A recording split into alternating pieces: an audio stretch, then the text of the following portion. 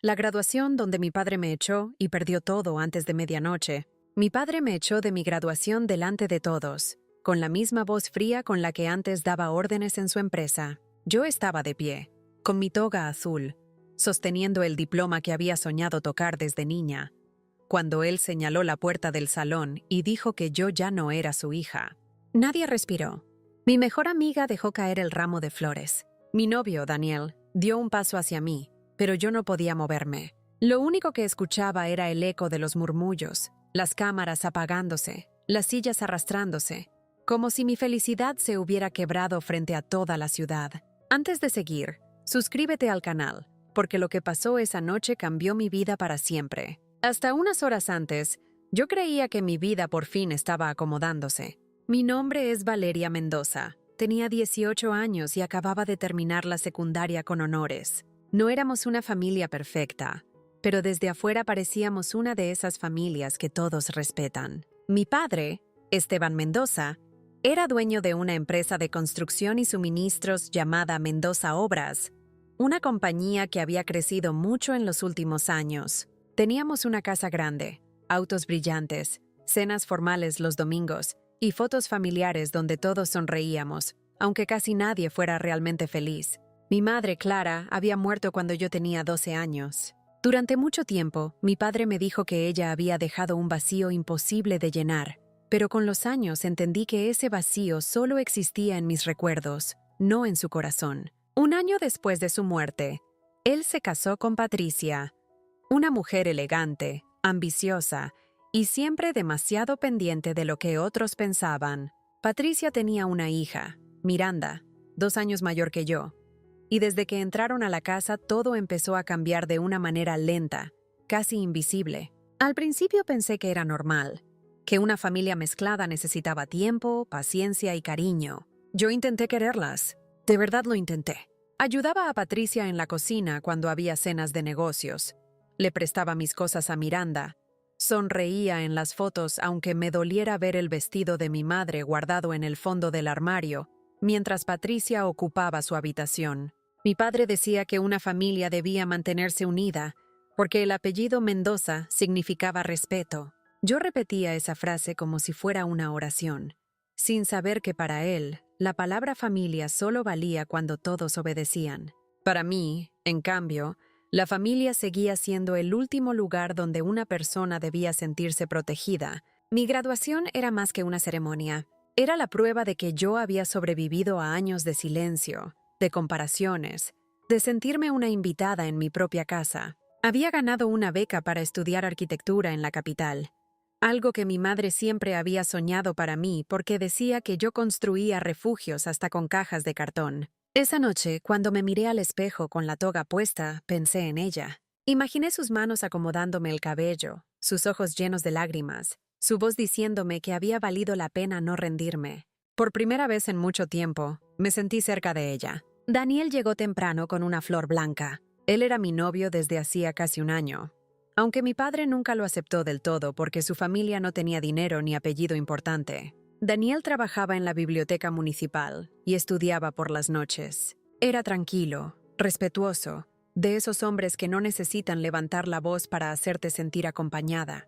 Cuando me vio con la toga, sonrió como si yo fuera la noticia más bonita del mundo. Me dijo que mi madre estaría orgullosa. Yo quise creerle, porque esa era la única frase que necesitaba escuchar antes de entrar al auditorio. Mi padre llegó tarde, como siempre que el evento no giraba alrededor de él. Entró con Patricia y Miranda, ambos vestidos como si fueran a una gala empresarial y no a mi graduación. Él traía el teléfono pegado a la mano, contestando mensajes mientras los demás padres abrazaban a sus hijos. Patricia me miró de arriba a abajo y dijo que la toga me quedaba un poco grande, pero que en fotos no se notaría. Miranda soltó una risa suave. Yo fingí no escuchar. Ya había aprendido que contestar solo empeoraba las cosas, especialmente cuando mi padre estaba cerca y prefería defender la apariencia antes que la verdad. Durante la ceremonia, escuché mi nombre por los altavoces y caminé hacia el escenario con las piernas temblando. El director mencionó mi beca, mis calificaciones y mi proyecto final, una maqueta de viviendas sociales inspirada en los dibujos que hacía con mi madre. La gente aplaudió. Daniel se puso de pie. Algunos profesores sonrieron con orgullo. Busqué a mi padre entre el público, esperando verlo emocionado aunque fuera un segundo. Él no aplaudía. Tenía la mandíbula apretada y hablaba al oído de Patricia. En ese momento sentí una punzada extraña, como si algo oscuro se estuviera preparando detrás de aquella noche perfecta. Después de la ceremonia, todos pasamos al salón principal para la recepción. Había luces cálidas, mesas decoradas, música suave y una pantalla donde proyectaban fotos de los graduados. Mis compañeros se abrazaban, los padres lloraban, los hermanos corrían entre las mesas. Yo estaba junto a Daniel, sosteniendo mi diploma contra el pecho, cuando vi a mi padre acercarse con una carpeta negra en la mano. Su expresión no era de orgullo, era de furia contenida. Patricia venía detrás de él con una sonrisa pequeña, casi satisfecha. Miranda grababa con su teléfono, fingiendo revisar mensajes, pero apuntando la cámara hacia mí. Mi padre me pidió que lo acompañara a una mesa lateral. Pensé que tal vez quería hablar en privado, quizás felicitarme de una manera torpe, como hacía cuando no sabía demostrar cariño. Pero al llegar, abrió la carpeta y sacó unos documentos. Dijo que necesitaba mi firma esa misma noche. Yo le pregunté qué era. Él respondió que era un trámite familiar, algo relacionado con unos derechos antiguos de mi madre que ya no tenían importancia. Sentí frío en las manos. Vi mi nombre completo escrito en varias hojas y, debajo, una renuncia a cualquier participación, herencia o reclamación sobre bienes vinculados a Clara Rivas, mi madre. Le dije que no iba a firmar nada sin leerlo con calma. Mi padre se endureció como si yo lo hubiera insultado frente a un juez. Bajó la voz, pero sus ojos se llenaron de esa rabia silenciosa que siempre me daba miedo cuando era niña. Me dijo que no fuera desagradecida, que todo lo que tenía se lo debía a él, que la universidad, la ropa, la comida y hasta esa graduación habían salido de su bolsillo. Yo miré el documento otra vez y vi algo que me hizo temblar. No solo renunciaba a bienes antiguos, también declaraba que él había administrado todo correctamente desde la muerte de mi madre. No entendía completamente lo que significaba, pero sabía que algo estaba mal. Mi madre venía de una familia humilde, sí, pero antes de morir había trabajado como contadora en la empresa de mi padre. Durante años, él me repitió que ella no había dejado nada, solo recuerdos y algunas deudas médicas. Sin embargo, en esas hojas aparecían palabras como acciones, fideicomiso, propiedad intelectual y derecho de reclamación. Eran palabras demasiado grandes para un simple trámite familiar. Daniel se acercó, preocupado, pero mi padre levantó una mano para detenerlo. Dijo que esa conversación era de familia y que los extraños debían quedarse fuera. Ese fue el primer golpe de la noche, aunque todavía no el más cruel. Daniel, con calma, dijo que yo tenía derecho a revisar cualquier documento antes de firmarlo. Mi padre lo miró como si fuera basura en sus zapatos. Le preguntó quién se creía para hablarle así. Patricia intervino con su voz dulce y venenosa, diciendo que Daniel me estaba manipulando, que desde que estaba con él yo me había vuelto rebelde, desconfiada y malagradecida. Miranda seguía grabando. Yo sentí que todos los ruidos del salón se alejaban, como si estuviera dentro de una burbuja donde solo existían esos papeles y la respiración pesada de mi padre. Le devolví la carpeta. Le dije que no firmaría esa noche. No grité. No hice una escena. Solo dije no. Y esa palabra, tan pequeña, encendió algo terrible en él. Mi padre golpeó la mesa con la mano. Varias personas se voltearon. Los profesores dejaron de conversar. El director miró desde lejos con preocupación. Entonces mi padre elevó la voz lo suficiente para que todos escucharan. Dijo que yo era una hija ingrata, que estaba intentando robarle a la familia, que mi madre me había llenado la cabeza de fantasías incluso desde la tumba. Me quedé helada. Nunca lo había escuchado hablar así de ella en público. Intenté defenderme, pero la voz no me salía. Patricia fingió llorar. Dijo que ella me había tratado como una hija y que yo estaba destruyendo la paz de la familia por dinero. Miranda dijo que yo siempre había sentido envidia de ella, que por eso quería arruinar la empresa de papá justo en mi graduación, para llamar la atención. Cada frase caía sobre mí como una piedra. Yo veía caras conocidas, vecinos, padres de compañeros, empleados de la empresa, todos mirando. Algunos parecían confundidos, otros curiosos, otros incómodos. Nadie sabía qué hacer. y esa quietud dolía casi tanto como las palabras de mi padre. Entonces él dijo la frase que partió mi vida en dos. Dijo que si yo no firmaba, podía quitarme la toga, dejar el diploma sobre la mesa y salir de allí, porque una hija que traicionaba a su padre no merecía llevar su apellido. Sentí que las rodillas me fallaban. Daniel me tomó la mano, pero mi padre se acercó y me arrancó suavemente, aunque con violencia disfrazada, la medalla de honor que colgaba en mi cuello. No me golpeó, no necesitó hacerlo. Me humilló de una manera más pública, más limpia, más difícil de denunciar. Me dejó desnuda por dentro frente a todos. El director se acercó y le pidió calma. Mi padre lo interrumpió diciendo que él había financiado parte de los proyectos de la escuela, que no permitiría que una mentira familiar dañara su reputación. Esa frase hizo que muchos guardaran silencio. El poder de mi padre siempre había funcionado así. No necesitaba amenazar demasiado. Bastaba con recordar cuánto dinero había dado, cuántos favores había hecho, cuántas puertas podía cerrar. Yo miré mi diploma, todavía en mis manos, y sentí una vergüenza que no me pertenecía, pero que se me pegó al cuerpo como una mancha. Daniel quiso sacarme de allí, pero yo todavía esperaba que mi padre se arrepintiera. Esa es la parte que más me cuesta admitir. Incluso después de la humillación, incluso después de escucharle decir que yo ya no era su hija, una parte de mí seguía esperando ver al hombre que me enseñó a andar en bicicleta, al padre que me cargaba cuando tenía fiebre, al que una vez me dijo que mi risa se parecía a la de mamá, pero ese hombre no estaba allí. Frente a mí solo había un empresario desesperado por una firma, un hombre dispuesto a destruir a su propia hija para proteger algo que yo todavía no entendía. Mi padre señaló la salida. Dijo que no quería verme en su casa esa noche. Dijo que mis cosas serían enviadas cuando él lo decidiera. Patricia bajó la mirada, pero no por vergüenza. Lo hizo para ocultar la satisfacción. Miranda dejó de grabar justo cuando yo empecé a caminar. Tal vez quería publicar solo la parte donde yo parecía derrotada, no la parte donde Daniel me cubrió los hombros con su saco, y mi profesora de literatura, la señora Elena, se acercó para abrazarme. Ese abrazo me sostuvo más que cualquier discurso. Ella me susurró que no firmara nada, y que llamara a alguien de confianza. Salí del salón sin mirar atrás, pero cada paso me quemaba. Afuera, el aire de la noche estaba frío y la música seguía sonando adentro, como si mi mundo no acabara de romperse. Daniel me preguntó si quería ir a su casa. Yo asentí, porque no tenía a dónde ir. Mientras caminábamos hacia el estacionamiento, mi teléfono empezó a vibrar sin parar.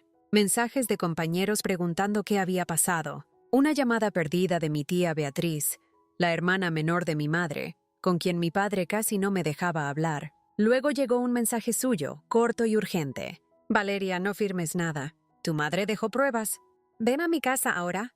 No recuerdo bien el trayecto hasta la casa de mi tía Beatriz. Recuerdo las luces de la ciudad moviéndose detrás del vidrio, la mano de Daniel sobre la mía y mi diploma doblándose un poco entre mis dedos. Mi tía vivía en una casa pequeña, llena de plantas y fotografías viejas. Cuando abrió la puerta y me vio con la toga arrugada, no preguntó nada. Solo me abrazó como si hubiera estado esperándome durante años. Ese abrazo sí olía a familia, a sopa caliente, a jabón simple, a recuerdos de mi madre. Por primera vez en la noche, lloré sin intentar verme fuerte. Beatriz nos hizo pasar a la sala y cerró las cortinas. Sobre la mesa ya tenía una caja metálica, una carpeta marrón y una memoria USB. Su rostro estaba pálido, pero sus ojos tenían una decisión que nunca le había visto. Me dijo que mi madre, antes de morir, empezó a sospechar que mi padre estaba usando la empresa para lavar dinero, inflar contratos y falsificar balances. Ella trabajaba en la contabilidad y encontró pagos extraños, facturas duplicadas y terrenos comprados a nombre de sociedades inexistentes. Cuando intentó confrontarlo, él le juró que todo era legal, que eran estrategias fiscales, que ella no entendía cómo funcionaba el mundo empresarial. Mi madre no le creyó. Guardó copias de documentos, correos y contratos. También dejó una carta para mí. Pero Beatriz no me la había dado antes porque mi padre la amenazó después del funeral. Le dijo que si se acercaba a mí, la denunciaría por robo de documentos y la dejaría sin trabajo. Mi tía tenía miedo y yo no la culpo. Mi padre podía ser encantador en público y terrible en privado.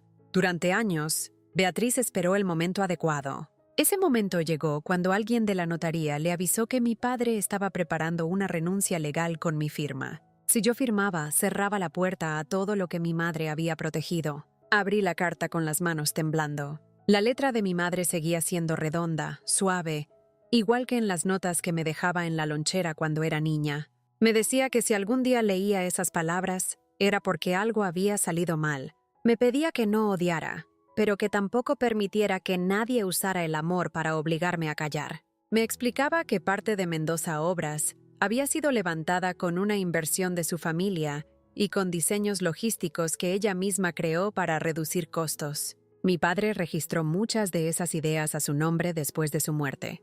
Y había más. Mi madre había dejado un fideicomiso para mí. No era una fortuna enorme al principio, pero incluía participaciones de la empresa y derechos sobre varios contratos que, con los años, se habían convertido en la base del crecimiento de Mendoza Obras. Mi padre había administrado todo como tutor legal, pero nunca me lo dijo. Cuando cumplí 18 años, yo tenía derecho a pedir una auditoría. Por eso necesitaba mi firma antes de que yo hablara con un abogado. Por eso me presionó en la graduación. Por eso me humilló frente a todos. No era rabia de padre herido. Era miedo de hombre descubierto. Daniel leyó algunos documentos en silencio. Su madre trabajaba como asistente legal y él reconoció varios términos. Dijo que eso era serio. Beatriz ya había contactado a un abogado, el señor Salgado, antiguo amigo de mi madre. Él llegó media hora después con una carpeta y una expresión grave. Me explicó que habían estado preparando una solicitud urgente para congelar ciertas operaciones de la empresa, pero faltaba mi autorización como beneficiaria. Mi cumpleaños había sido 2 semanas antes. Yo ya era mayor de edad. La firma que mi padre quería arrancarme no era un simple papel. Era la llave para borrar años de fraude. Mientras el abogado hablaba, mi teléfono volvió a vibrar. Esta vez era un video enviado por una compañera. Miranda había publicado parte de la escena en redes, recortada para que pareciera que yo había atacado a mi padre por dinero durante la recepción. El título decía que la hija ingrata del empresario Mendoza arruinaba su graduación por herencia. En menos de una hora, el video tenía cientos de comentarios. Algunos me insultaban. Otros se burlaban de mi cara llorando. Sentí náuseas. Mi padre no solo me había echado del salón, estaba intentando construir una versión pública donde yo fuera la villana antes de que la verdad saliera. Entonces Daniel hizo algo que cambió el ritmo de la noche. Llamó a su hermana, que estudiaba comunicación, y conocía a varios compañeros que habían grabado la escena completa. En menos de 20 minutos, llegaron otros videos. Uno mostraba a mi padre presionándome para firmar. Otro captaba a Patricia diciendo que yo destruiría la paz de la familia por dinero. Otro, grabado desde atrás, mostraba la carpeta con algunas frases visibles. La versión de Miranda empezó a caer. La gente comenzó a preguntar qué documento era ese, por qué un padre llevaba papeles legales a una graduación, por qué me había echado justo cuando me negué a firmar. El abogado no quería depender de las redes, pero entendió que el tiempo importaba. Presentó de inmediato la solicitud digital con las pruebas de mi madre, mi autorización y los videos que demostraban presión indebida. También envió copias a un juez mercantil que ya investigaba contratos irregulares de Mendoza Obras con el municipio. Yo no sabía nada de eso. Resulta que desde hacía meses la empresa estaba bajo sospecha, pero mi padre había logrado mantenerse limpio usando a terceros, sociedades pequeñas y documentos firmados por empleados que confiaban en él. Mi firma habría cerrado una ruta clave de investigación. Sin ella, todo quedaba expuesto. A las 11:17 de la noche, el señor Salgado recibió una llamada. Caminó hacia la cocina, escuchó en silencio y volvió con el rostro tenso. Dijo que el juez había ordenado medidas urgentes. Las cuentas principales de Mendoza Obras serían congeladas antes de medianoche. Varios contratos quedarían suspendidos. La firma de mi padre sería investigada por falsificación, apropiación indebida y fraude corporativo. Me quedé sin aire. Daniel me sostuvo por los hombros. Mi tía cerró los ojos y murmuró el nombre de mi madre. Yo no sentí alegría. Sentí vértigo, como si una pared enorme empezara a caer y yo estuviera demasiado cerca para saber si me salvaría o quedaría debajo. A las 11:43, mi padre me llamó. Miré la pantalla durante varios segundos antes de contestar. Su voz ya no sonaba furiosa. Sonaba rota, pero no de arrepentimiento. Me preguntó qué había hecho. No me preguntó si estaba bien. No me pidió perdón por echarme de mi graduación. Solo quería saber a quién había llamado. ¿Qué documentos tenía? ¿Qué había firmado? Detrás de él se escuchaban voces, pasos, puertas abriéndose. Me dijo que yo no entendía el daño que estaba causando, que cientos de familias dependían de su empresa, que mi madre habría sentido vergüenza de mí. Entonces escuché a alguien decir su nombre al fondo, y la llamada se cortó. A las 11:58, el negocio de mi padre empezó a derrumbarse en tiempo real. Primero se canceló una transferencia grande que debía cerrar la compra de maquinaria para un contrato público. Luego los bancos bloquearon las cuentas operativas.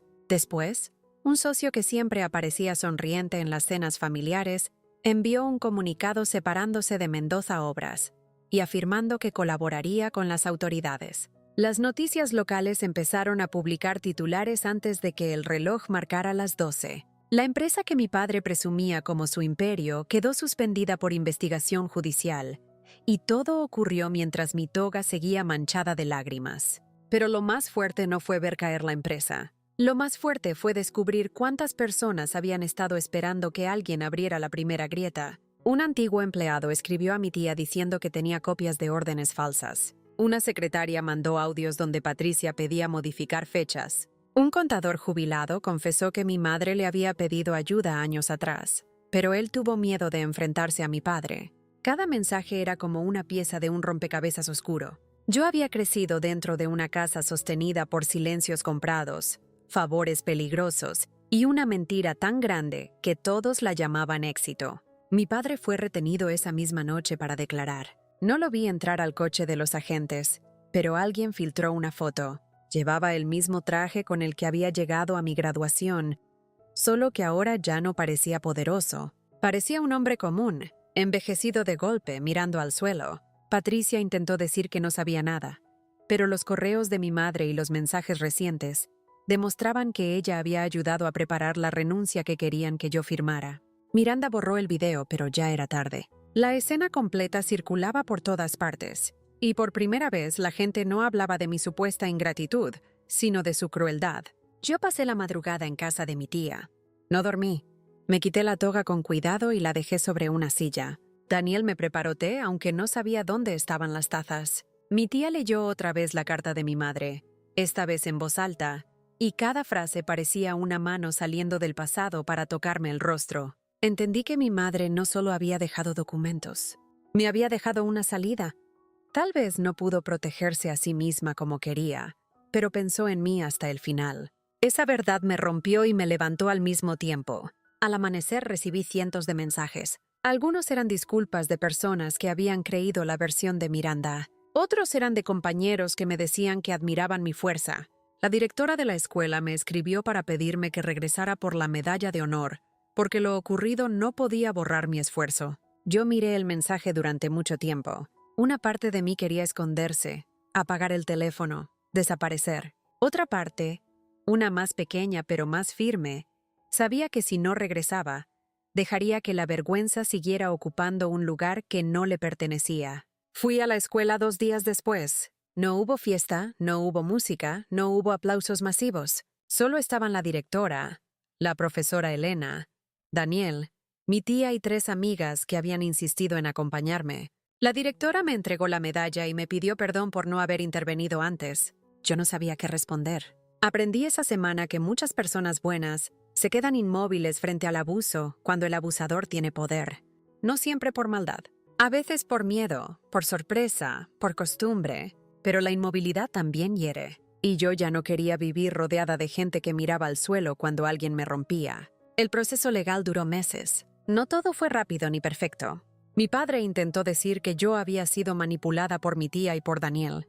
Patricia aseguró que los documentos eran malinterpretaciones. Miranda lloró en redes diciendo que nuestra familia estaba siendo destruida por ambición. Pero los peritajes confirmaron firmas falsas, transferencias ocultas y contratos inflados. La empresa no desapareció por completo, porque había trabajadores inocentes que dependían de ella, pero fue intervenida, vendida en partes y obligada a pagar deudas, multas y compensaciones. La parte vinculada al fideicomiso de mi madre fue reconocida legalmente a mi favor. Cuando por fin pude entrar a la antigua oficina de mi padre, no sentí triunfo. Vi su escritorio enorme, sus premios en la pared, las fotos donde él sonreía con políticos y empresarios. En una esquina, casi escondida, encontré una fotografía de mi madre en una obra, con casco blanco y planos bajo el brazo. Nadie me había mostrado esa imagen. Siempre me hablaron de ella como una mujer dulce, frágil, casi invisible.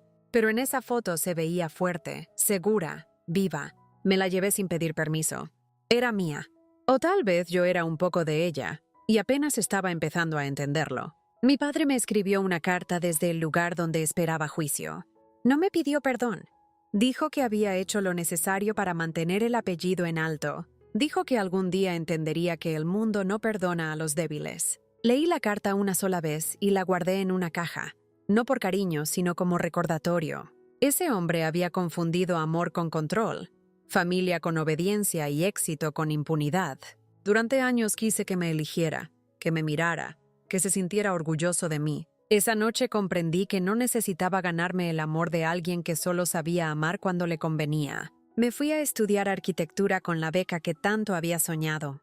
Daniel y yo seguimos juntos un tiempo, pero más importante que eso fue aprender a seguir conmigo misma. Mi tía se convirtió en mi hogar. La profesora Elena me ayudó a contar mi historia sin vergüenza. Con parte del dinero recuperado del fideicomiso de mi madre, creé un pequeño fondo para estudiantes que, como yo, necesitaban salir de casas donde el cariño venía condicionado. No fue un gesto enorme, pero fue mi manera de convertir una herida en puerta. Mi madre construía refugios con planos. Yo quería construirlos con oportunidades. A veces la gente me pregunta si me alegra que el negocio de mi padre se derrumbara antes de medianoche.